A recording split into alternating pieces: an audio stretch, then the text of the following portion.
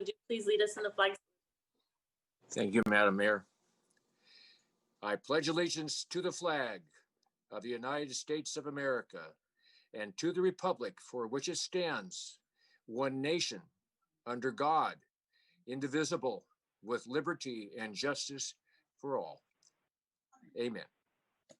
Thank you, Madam Mayor. You're welcome. Thank you. Deanna, roll call, please. Councilmember Glauser, Yes, ma'am. Councilmember Johnson, Here. Councilmember Stanfield, Here. Mayor Pro Tem Trent, Here. and Mayor Long. Here. Any oral comments from the public from earlier in the day? No. Okay. Do you want to put our screen up for a minute for people to call in if they would so desire?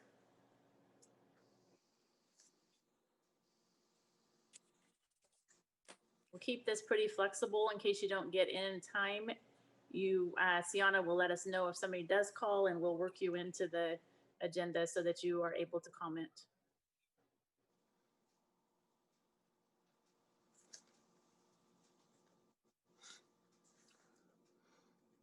So while we have that up on the screen, I'll just read the consent calendar items.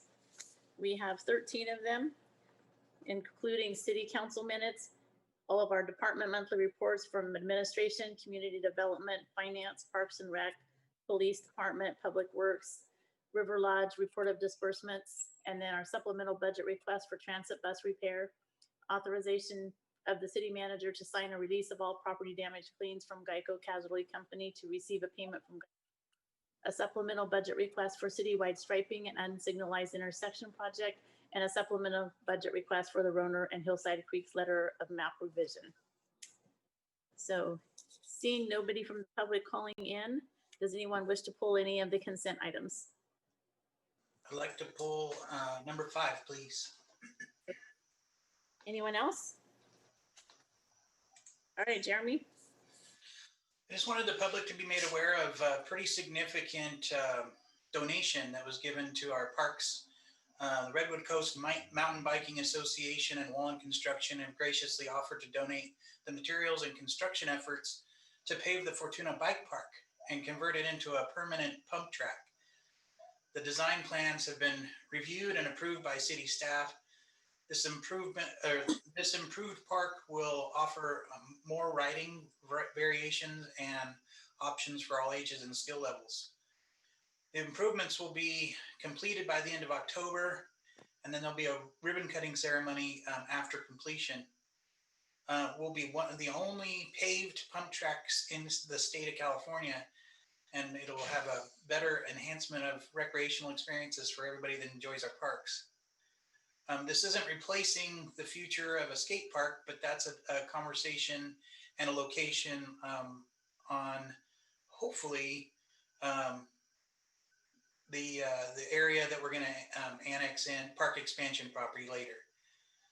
And then also wanted to mention I just wanted to publicly thank Redwood Coast Mountain Biking Association and Wallen Construction. If you see they're one of those people around, please tell them thank you from the city of Fortuna.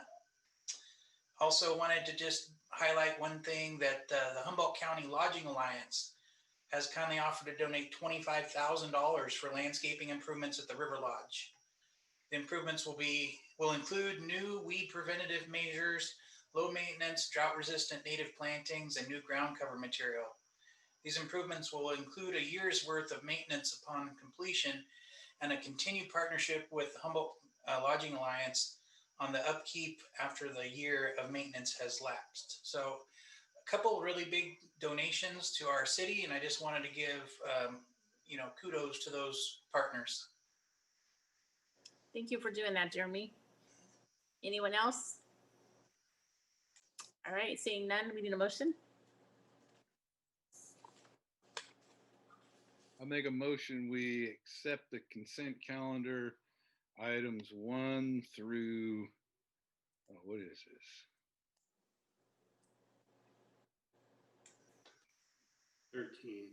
13, yes, A and B. I'll second the motion. All right, we have a motion and a second to accept the consent calendar. Sienna? Councilmember Glauser, Yes, ma'am.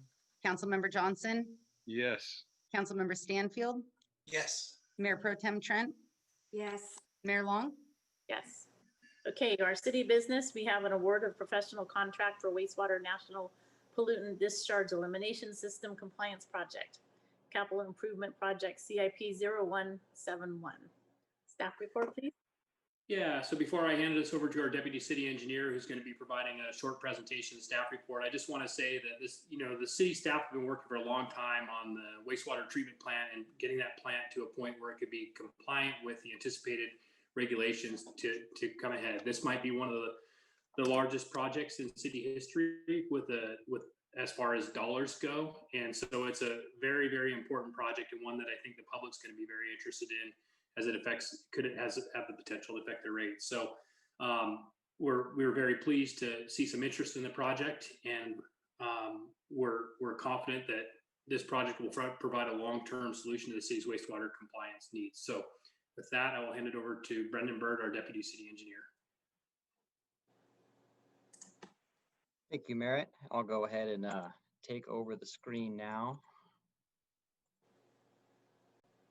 Please let me know if you are seeing my screen. We are seeing your screen. Wonderful.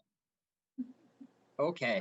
Yeah, again, thank you very much, Merritt and Honorable Mayor and City Council. I'm very pleased to be here tonight to talk about the city's NPDES compliance project, as Merritt just mentioned, and specifically to present the staff report recommending award for the professional services agreement for engineering and permitting services for the project. I'd also like to take a quick moment to thank Merritt, all of our plant staff, and all of our consultants with GHD who have helped us bring this project to where it is today. And with that, I'll jump into my presentation here. So a brief outline of where I'm going to go with this, and hopefully this presentation isn't too long. First of all, I'll give a little bit of a outline of the wastewater treatment plant, and specifically some history of the projects at the plant, touch a little bit on the plant itself, talk about the current compliance issues we are facing and the regulatory timelines associated with that. I'll touch on the request for proposals that was recently released, and talk about the proposed project and cost implications, followed by staff recommendations, and then touch on project schedule. So treatment plants are often a result of generational projects, and Fortuna's is no different. It was built in 1950, and the city's wastewater treatment plant has undergone numerous expansion and upgrade projects since then, often driven by regulatory compliance issues. This has kind of created the facility that we have today. With our NPDES compliance project, we're about to embark on another chapter in the story of this plant. The city operates the Tom Cook Memorial Wastewater Treatment Plant, which is located just west of Highway 101 in Fortuna. Through the combination of projects shown on the previous slide, the plant is currently composed of the following general treatment systems. We have primary treatment, where larger solids and most of the easily removable waste is removed. We have a secondary treatment system, which removes much of the remaining organic matter left behind by the primary system. We currently have a chlorine disinfection system, which removes bacteria and viruses prior to being discharged to either Strong's Creek or our percolation ponds near the Eel River. In parallel with these operations, we have a solids handling system, which converts the solid waste that we removed from the effluent stream and turn it into compost. And lastly, we have a number of operations and maintenance buildings, plus our lab facility, which supports all operations that take place at the treatment plant. As noted, our current facility is designed to remove primarily organic matter, which is most of the waste present in wastewater and other large suspended solids. At present, our plant is not designed to remove other constituents such as nitrogen and phosphorus or other dissolved solids such as salts, metals, or pharmaceuticals. As many of us know, the city is currently facing compliance issues with the California Regional Board in regards to our summertime discharge location and our effluent quality. Specifically, the city is being compelled to undertake a project in order to install a new summertime discharge location that is not connected to surface water, and to add a treatment system at the wastewater treatment plant to remove nitrogen from the effluent stream. These improvements are required to be completed by the end of 2024. After receiving orders from the board in 2017, staff and our engineering consultants began the preliminary engineering and CEQA compliance phase of work, which has included a number of studies in identifying a project direction and demonstrates that our proposed approach would ultimately achieve the requirements of the regional board order. This work here shown above is now complete as of June of this year, and the city is now ready to undertake the next phase in project work, which is detailed engineering design, permitting, and project construction.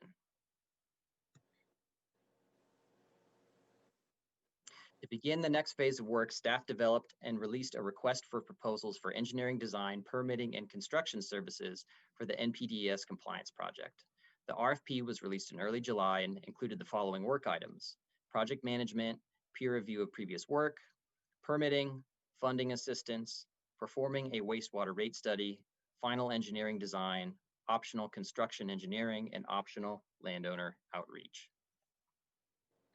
The submission deadline was August 26th, and the city received 2 proposals to complete the scope of services mentioned previously.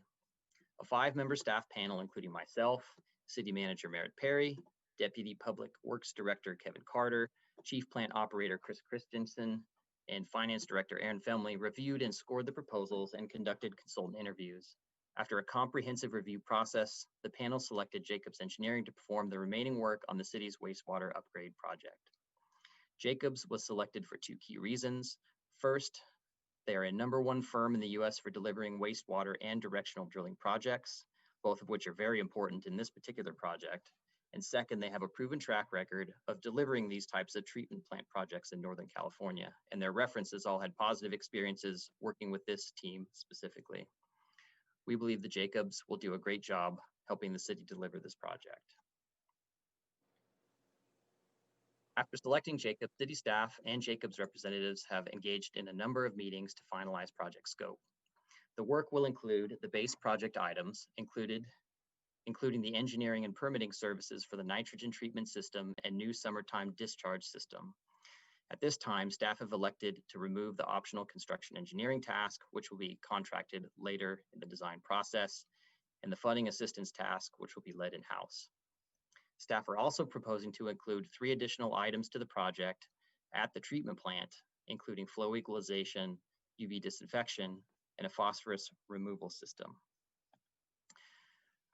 So there are a number of reasons why staff are proposing to expand the scope of the treatment plant project. And I'll begin briefly with a little outline of why we feel these improvements are beneficial to our operations now and in the future. I'll begin with the automated flow equalization system, which in essence would use our existing pond storage to reduce peak winter flows from affecting our treatment plant's performance. By reducing peak flows, this improvement could also help to reduce the cost of other project components that are involved in this project, as many of these components would have to be sized based on peak flow capacity.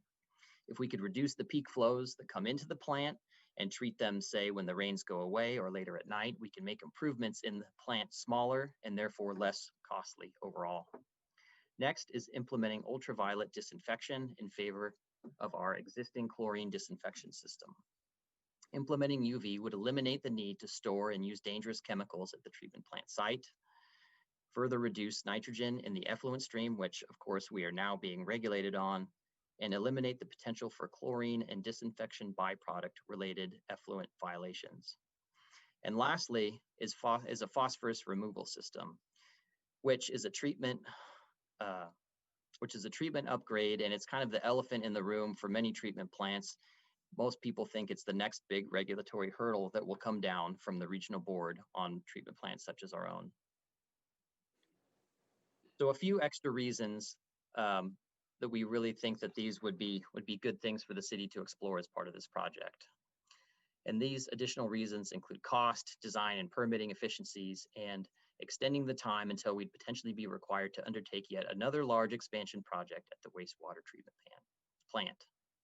Large projects are very expensive, and they're only getting more expensive, generally by a factor of about 2 to 3% annually.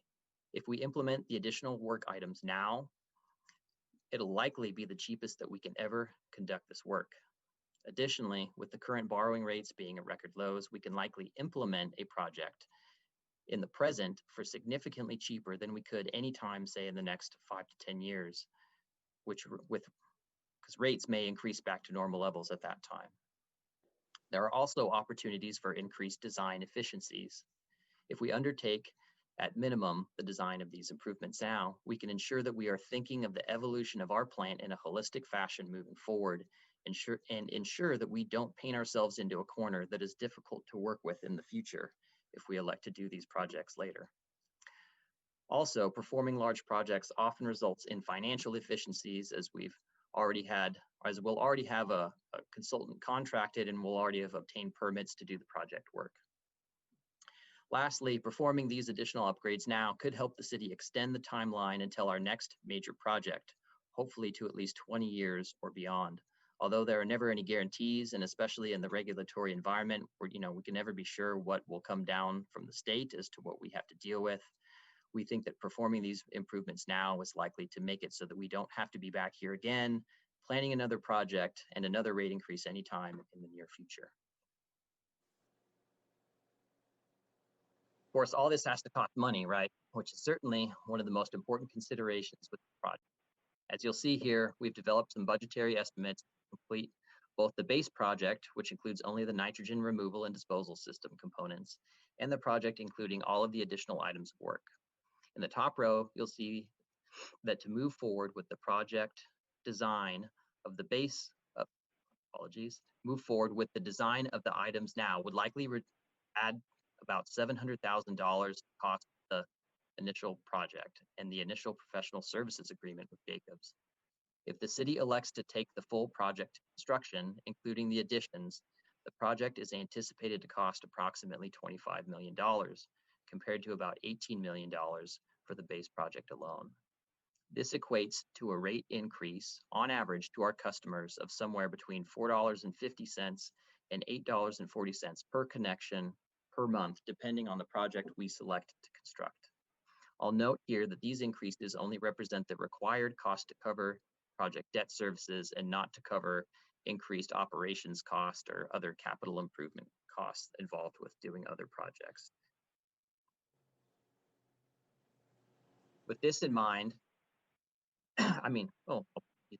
although rate increases are never fun or popular, I'd like to take a quick step backward and review a slide from an Arcata City Council meeting earlier this year.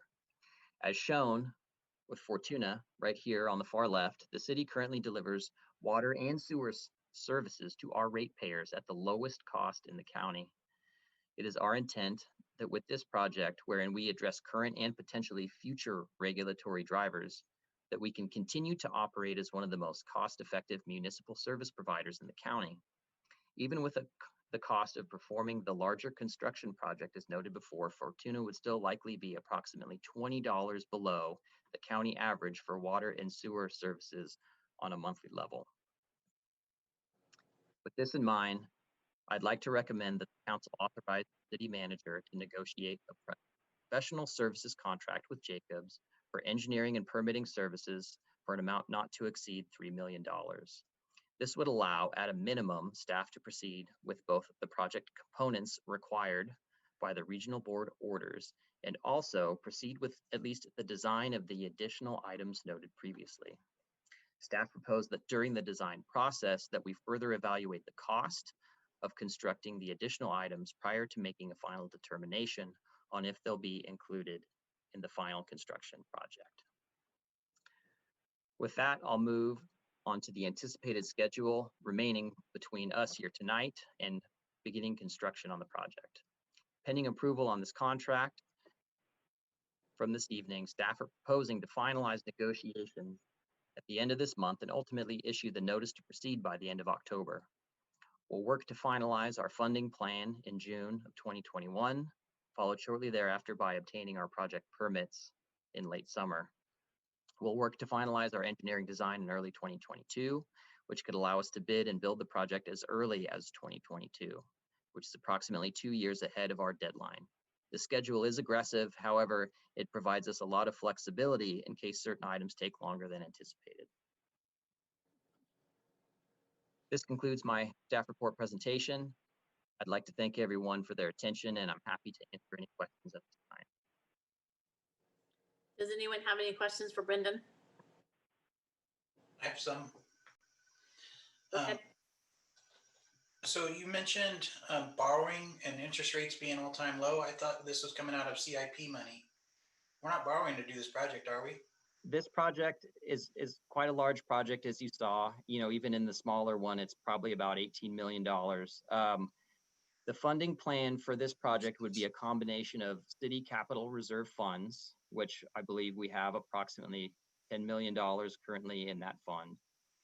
Also, some grants from the regional board, which could total about $5.5 million, which there's a shortfall there already, but we also don't want to spend all of our reserve funds. You know, we'd like to maintain a little bit of a cushion if we need to do some other projects. So we have to make up the shortfall with low interest loans through the Clean Water SRF through the state board.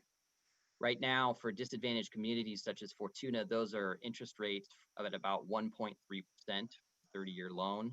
Typically, they're around 2 to 2.2%. But right now, with the economic situation that we're in and will likely be in for the foreseeable future, interest rates are pretty competitive right now. So in either event, to answer your question, Jeremy, yes, we will have to find a third funding source, and the most likely candidate is low interest loan. Okay. Councilmember So, Canfield, I might just add too that, one of the first steps we're going to be doing is a peer review, a second look at the cost estimates, kind of get a second set of eyes on those cost estimates. And then again, part of the scope of work included is a funding plan. So, as Brendan said, yes, we will exceed the amount that we can pay for, and there will be some level of grants and borrowing. We don't know what that exact mix is yet till we have the project costs identified. and I would assume that your rate increases proposed are including the interest payments? What Brendan put up there is simply how the cost of construction of the project with those estimates between 18 and $24 million, how those alone would impact rates. It doesn't include what the increase of operations are, doesn't include any consumer price index, it doesn't include any other things that would be there. That's merely to tell the council that, look, construction of this project alone is likely going to warrant a rate increase. How much will depend on how much reserve we receive, how much grant we receive. And again, that'll be something that will be coming back to council. That's not something that's going to be affected by this decision, but something that we'll know as we gain more project definition. So when is the proposed increase being considered? I mean, after 2024 or prior to? We would love to, oh, sorry, go ahead, Mary. Yeah, no, that's okay. That would happen during the design. So we'll be planning ahead. So it won't be after it's constructed. It would happen during the course of the project. We'd bring a rate study to council, and the council would be able to decide what they want to do. And with this new plan, this is the ones going across the river?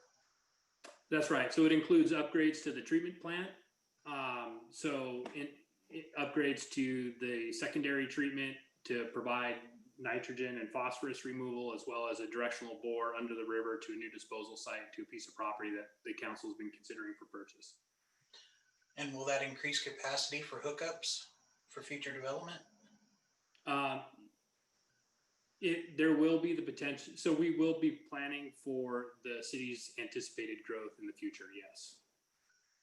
But the main purpose of the project is not capacity increasing. The main purpose of the project is to address the regulatory requirements that are in front of us now. So essentially, if we don't do this, the regional board could take drastic action, could do something like a building moratorium. And we don't want to let it get to that point. What we want to do is stay ahead of the regulations and not give them a reason. So right now, that's where we're at. We're on schedule for what we need to do to stay in compliance and not have any type of action from the regional board. Okay. On page 28 of Jacob's proposal, it says over $4 million. How did we get it down to 3? So we're just asking for authorization right now of up to $3 million. We don't want to award to construction management. We aren't going to award all of the funding items. And so we want to wait and get better project definition. And we only want to authorize the scope items up through the design tasks right now. And Brendan can give you more detail on specifically what we're asking for authorization, but we want to wait on some of the items and only authorize through design at this point. That's exactly right, Merritt. And just to expand upon that, Jeremy, the scope that was included in the staff report is a draft at this time. With kind of the approval of the ability to negotiate a not to exceed contract, there's still some items that would need to be ironed out, and the final scope would still need to be made to be reflective of a price not to exceed.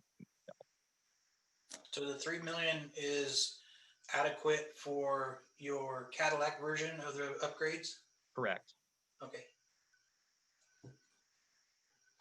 The public needs to understand the fact that the last 4 years, there's been a push and nudge, much to our duress, to be more aware of what goes into the river. And it's not as though we're just flinging it off the cuff to do this and actually charge more for rate increases. It is something that we are obligated by the state to follow through on.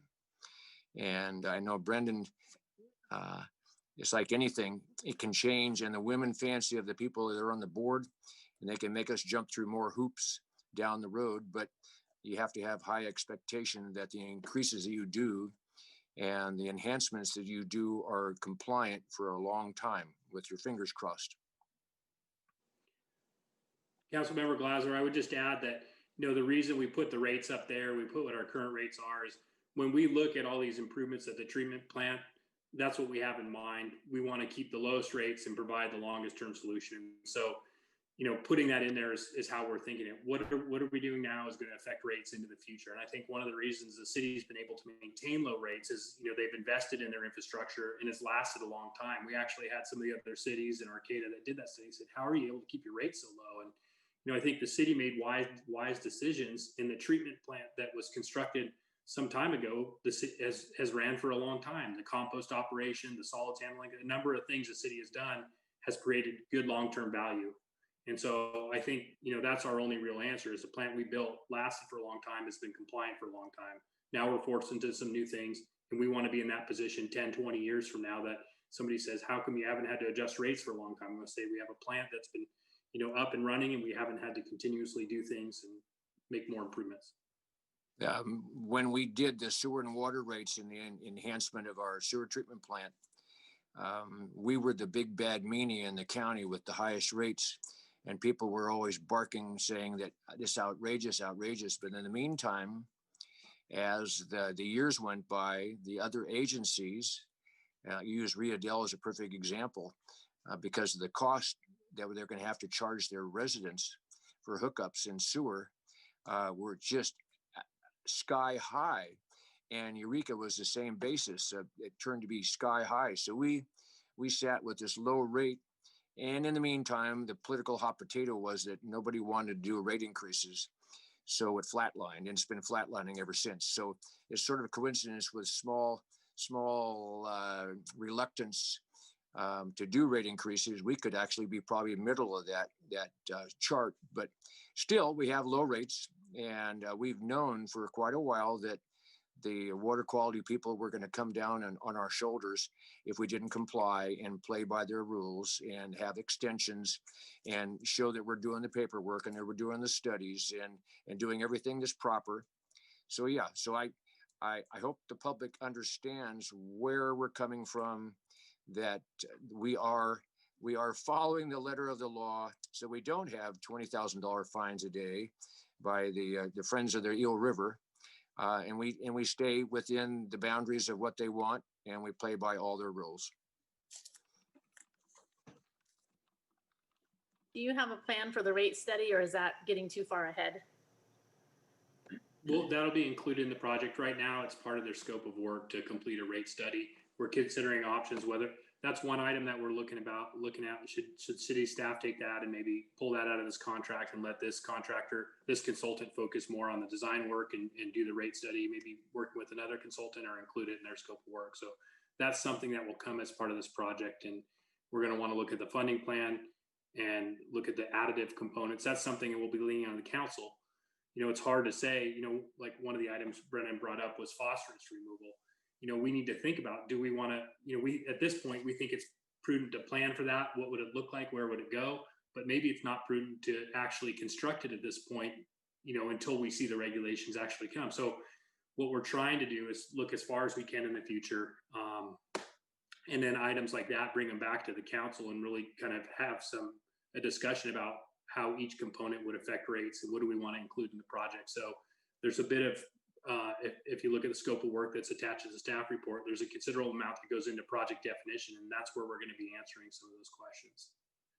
And we'll be able to make some decisions of what do we want to include in design, how much will it cost, and then make our decision and move forward and understand what the rates will be as an impact, what the impact of rates would be when we make those decisions. So is it fair to say that what we spend on this project is what we'll avoid in fines?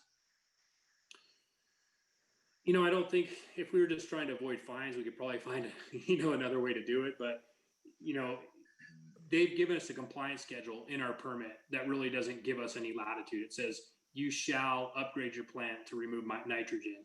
And then the time schedule order that they've given us, which isn't part of our permit, says you will find another place to put your wastewater besides those perk bonds. So it's being mandated. We have absolutely no choice. I mean, we could drag our feet, but it likely would result in fines, and it would take, it would probably include action from the regional board to, if they found the city not compliant with their permit, then they would take action to make sure we are in compliance. And right now we're kind of charting our future. We're moving ahead and we're planning it ourselves. And, it is forced. This isn't something we're choosing to do, but it's more of a requirement. I got two more questions. Is that okay? Please shoot. So when it goes across the river, that pipe, is it rated for a certain life expectancy? Number one. And is there two pipes, like one to send it over there and one to bring it back for treatment? All the wastewater will be treated at the treatment plant. The pipeline that's proposed to go underneath the Eel River will never see untreated wastewater. It'll all be treated wastewater. So suitable for reuse. The same water that we discharge to the Eel River in the winter time would be going to a disposal field. And when we say disposal, it's more like a groundwater recharge. It's treated wastewater that would be discharged into groundwater. So the same stuff that goes in the river, same water, but a higher water quality. So last question for me, and it's kind of funny but serious. Is this going to help us with it not being smelly when you drive past the freeway? That probably will not affect the treatment plant smell. So I think that's one of our processes, and right now that's not proposed to change that I'm aware of. Although I'd like to note that we are currently in the middle of a maintenance project, which over the last few months has increased that odor, and hopefully that'll wrap up soon to your happiness there, Jeremy. Thank you. Trying to bring businesses here. Yeah. Any other questions for Merritt or Brendan? I was going to say, once we get the design underway and finalized, we will have a better idea of what our construction cost will be, because we'll have something that we can actually physically look at. And as far as the phosphorus removal, what we build today may be technologically obsolete in 5 years. So we need to look at that also. So your idea of maybe not building it could be a good thing, because it may not meet the requirements in a few years. So, but I know that we have put a lot of time and effort into looking for and at alternatives over the last 6 years probably, before we came to this point. So this is, as Dean said, this is not something that we just jumped on and undertook. It's been a long process and a back and forth with the Regional Water Quality Control Board before we got to this place. So I would just add that the city looked at a complete range of alternatives, from disposal sites in Fortuna to disposal sites, within a 5-mile radius. We looked at water reuse. We kind of looked at the world, and of options, and we've narrowed it down to a treatment option and a disposal option. So even though we're just starting design, or we have a preliminary design only, we really have made significant progress and come a long way. And so one of the reasons too, we're not asking for a budget request right now, is that the work that we expect to complete this year is within the budget that was allocated for the capital improvement project. I do have another one. Just a second, Jeremy. Christiana, would you put the public comment information on the screen while we continue discussing this and see if anyone calls in? Go ahead, Jeremy. So One of my very first field trips as a council person was to Ukiah for that Purple Pride project. We don't have enough. I mean, they were watering vineyards, which needs a ton of water. We don't have anything needs like that, so we're not considering something like that. One of the biggest differences that we have is we have abundant groundwater, and if you look at most of the agriculture, it's across the river in Ferndale, and there's a pretty large, that groundwater resource. We haven't been seeing a depletion of that, and you can essentially pump groundwater for free without having to put all the piping and everything else in. And also in the past, a lot of the dairy farmers have wanted to maintain organic. You can use wastewater for organic, but I think a lot of the dairy ranchers have not wanted to consider the option of wastewater. So we don't have anybody signing up to take it. If that changes in the future, we'll have a pipeline, and we'll be happy to figure out who's interested in other reuses of that.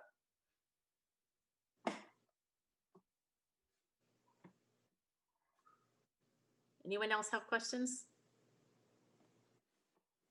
Did we get anyone calling in, Sienna? No, we did not. Okay, let's close public comment. Do we have a motion?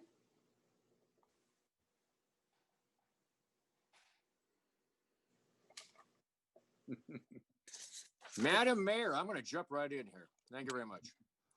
I'd like to make a motion to approve a professional services contract with Jacobs to provide engineering and environmental services for the city of Fortuna's wastewater NPDES compliant project, capital improvement project 0171, for a total contract not to exceed an amount of $3 million.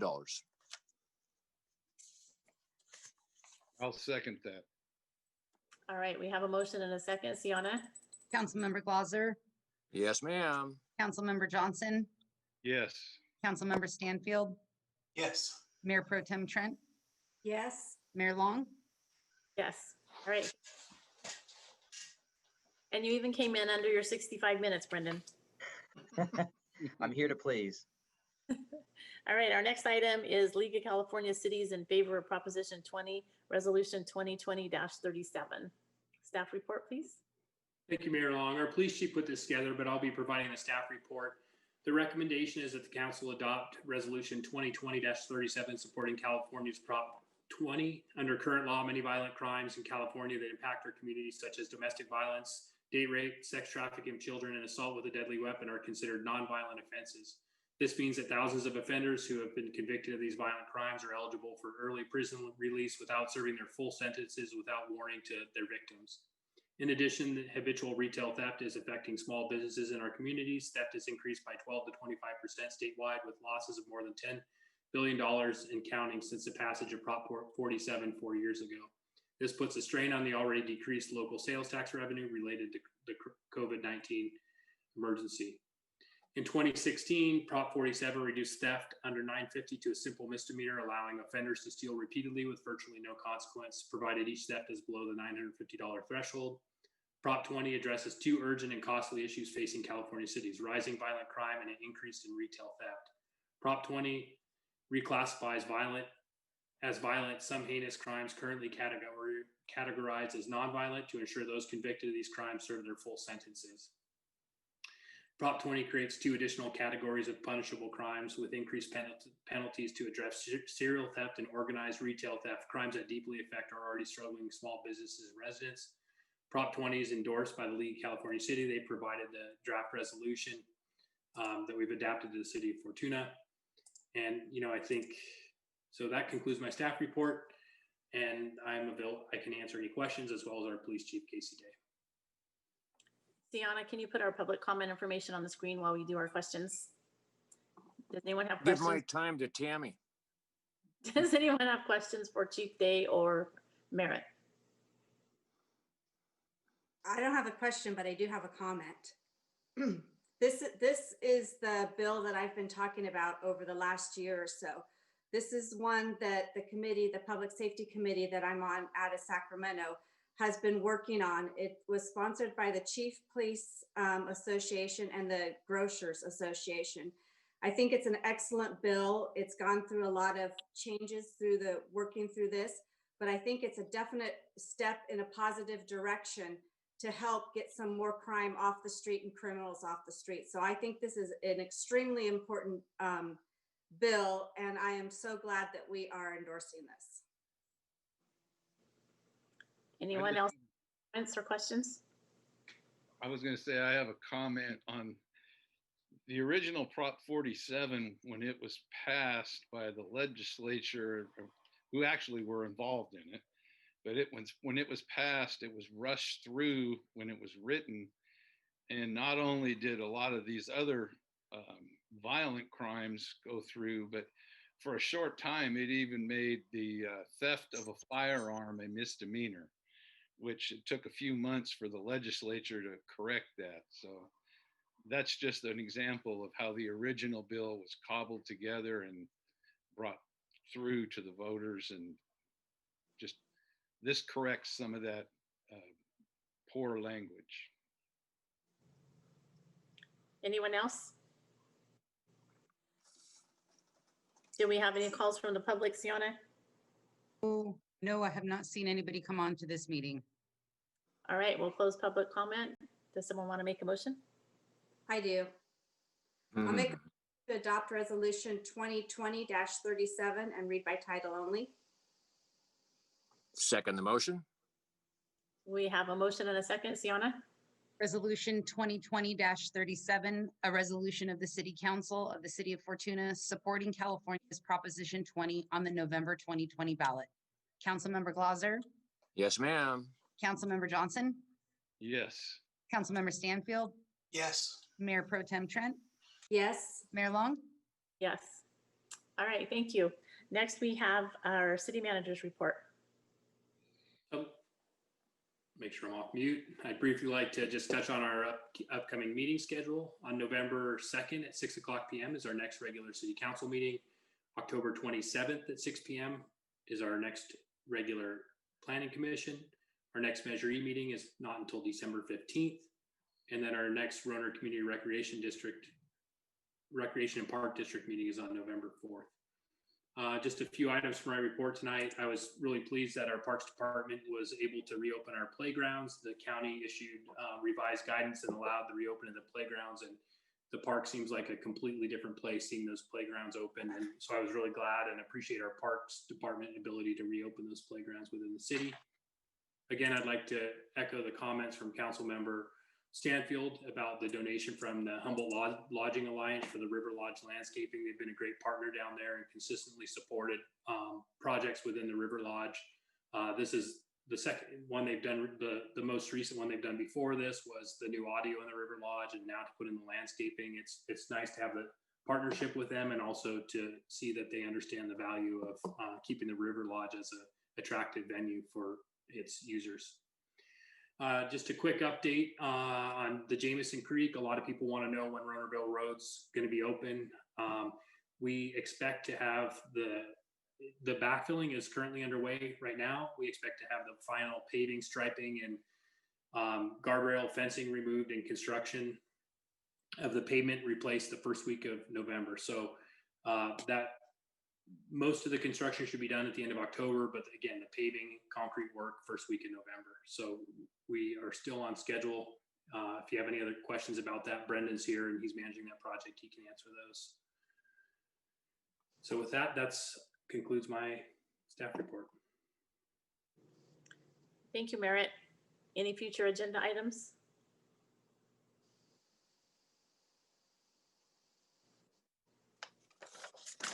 So we have a member of the public on the phone. Do you want to say something? You can raise your hand by hitting a button over to the right of your screen. There's a little participants, and I think you can raise your hand. Is that where it is, Sienna? Or if you're on your phone, hit *9 and it'll raise your hand. And the number is 298-4909. And you don't have to comment if you don't want to. We're just checking to see if you did have a public comment.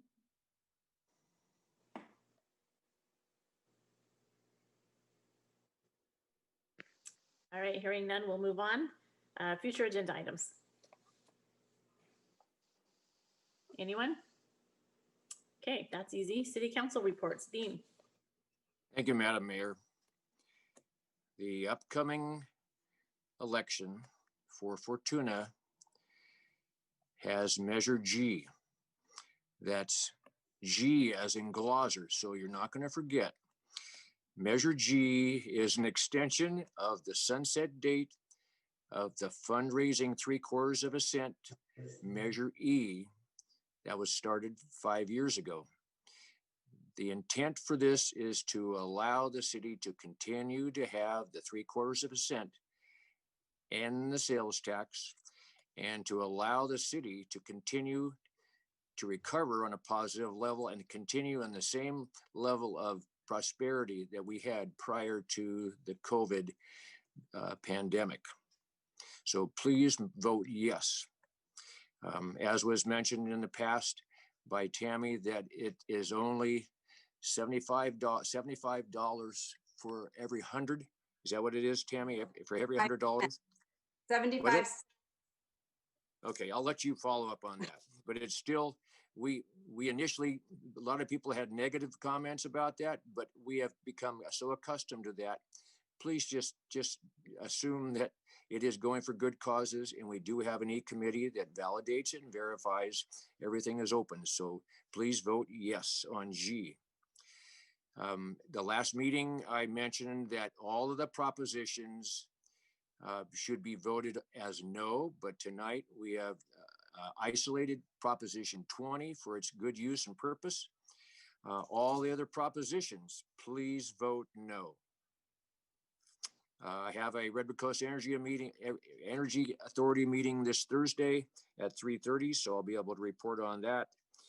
I had heard that Dr. Frankovich from the Department of Health and Human Services was going to let all the cities know by zip code what their infection numbers were.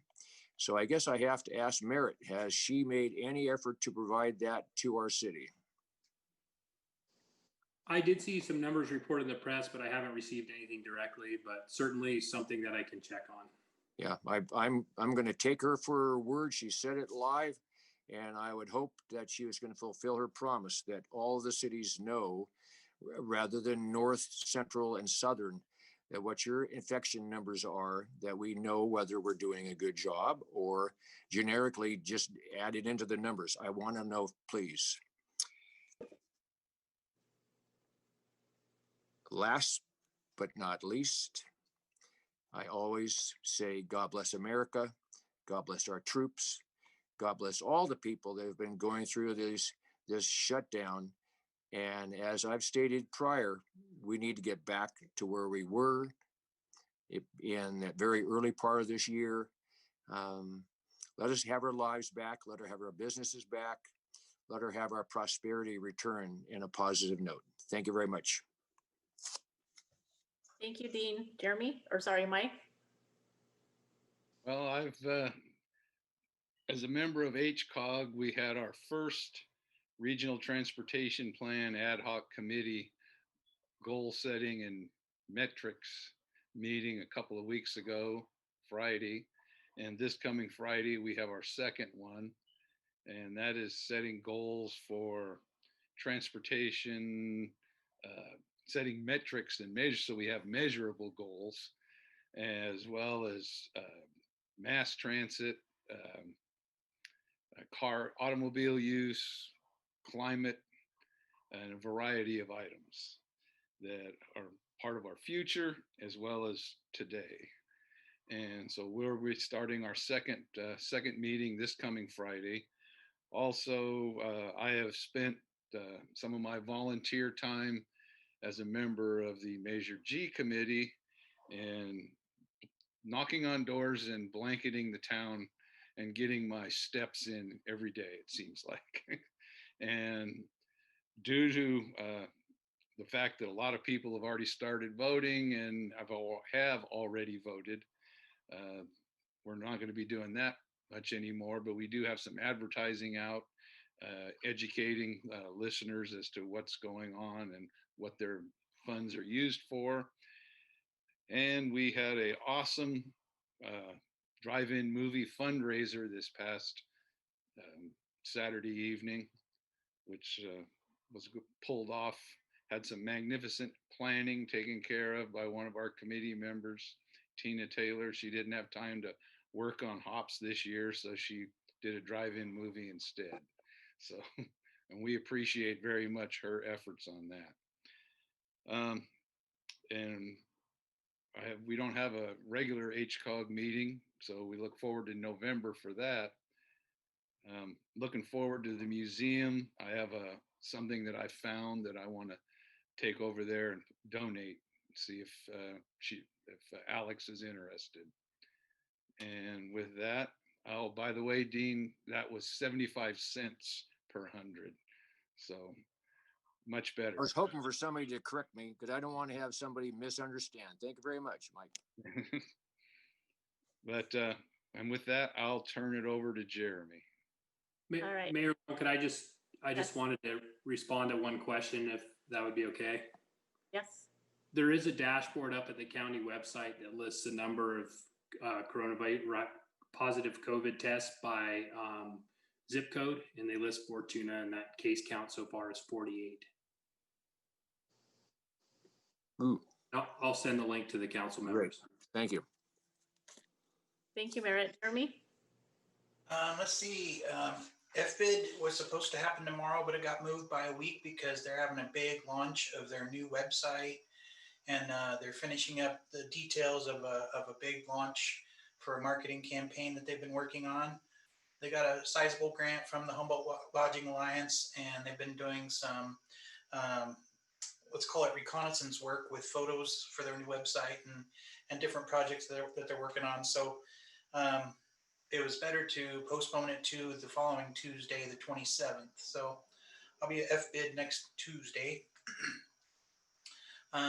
Want to congratulate our Mayor Pro Tem for, I don't know if I'm stealing your thunder or if you were going to mention it, but proud that she's representing the Redwood division for the League of California Cities as the second vice president. So congratulations for that. Attended her installment the other day via Zoom. Merritt, I was going to ask you a quick question with regards to the parks. I already spoke about the parks in the consent agenda, but did it include basketball hoops going back up? I will have to check on that. I know that it's changing day by day. And so I think, I know that Cameron Mull, our parks director, has been following that. I know one of the things he's waiting for guidance from the state is roller skating, but I don't remember what he said about basketball. But I don't know that there's plans for that yet, but I will check. Okay. Yeah, that outdoor court, I was kind of like, oh, bummer when that came down. So They're back up. I drove through there the other day. oh, good. Right. And then, yeah, just wanted to, I did have a Parks and Rec committee meeting via Zoom with the new commissioner, Sherry Jewett. That was her first meeting. So we welcomed Sherry, and we had full participation there. And let's see, anything else going on? I think that's it for me. All right. Thanks, Jeremy. Tammy? Okay, first of all, I want to say I watched the Coffee with the Chief this morning. Chief, you did another good program. It's nice to hear from your staff, different people in your staff and different things going on. I was happy to hear from Enoch. He's such an asset to our police department. And Tanya gave a good presentation on dispatch. It's nice for people to be educated a little bit, on how the department works, different parts of the department, different positions within the department. So I thought it was real interesting. Thank you for putting that variety in there. And then I also wanted to give another plug in for Measure G, as in good, not glazier, good. It is good. Mayor Long and I have been walking the streets quite a few weekends, quite a few hours, letting people know about it, passing out flyers along with Mike also. Let's see. So thank you, Mike Johnson, for doing that also. We've had also a few community volunteers who've done a lot of work and put a lot of hours in that. We're getting pretty positive responses, so I'm hoping that's the way it's going to go. And I actually wasn't going to say anything about the Redwood Empire, but thank you, Jeremy. I was sworn in as second vice president for the League of California Cities Redwood Empire Division. So I'm looking forward to that. I'm looking forward to actually being able to have in-person meetings again and being able to meet with the other cities. A big part of our meetings is the networking between all of our local cities, and I really enjoy that. It's an important part of all of this, so I'm looking forward to that getting back. And I think that's all I have to my report. So back to you, Mayor. Thank you, Tammy. So you guys covered most of the stuff that I was going to say. So when you get to go last, you don't have to say as much stuff. Please watch for Measure G posts on Facebook. Please share them. Charles is working on boosting them. So some people have voted, but we need 50% plus one. So even if 50% of our voters have voted, it's still worth getting out there and passing out flyers because we still need 50%. So some people have let me know they voted yes, and some people have said we voted and they don't share that information. So it's hard to know. Out of all the houses we've hit, only had about 2 door slammers. So that was pretty good. So that makes me think it's pretty positive. So Tina Taylor rocks. If you guys have ever worked with Tina on a committee, she is amazing. And she took on this drive-in fundraiser and knocked it out of the park. We made enough money to pay all of our Measure G bills, including the brochures, the advertising, the signs, and anything else that we've spent money on. So I have a REDAC executive meeting on Thursday, and that's the only meeting I have coming up so far. And please, everybody share the Measure G post and talk to your friends, talk to your neighbors. We really need this to pass. So with that, we have closed session tonight, public employment pursuant to section 54957 of the California Government Code. The title is a city manager. Would somebody make a motion to adjourn to closed session? I'll make a motion to move to closed session. I'll second. Mike, you were off. What That's can I- Yes, I'll take a motion. Second the motion. We need to go to closed session immediately.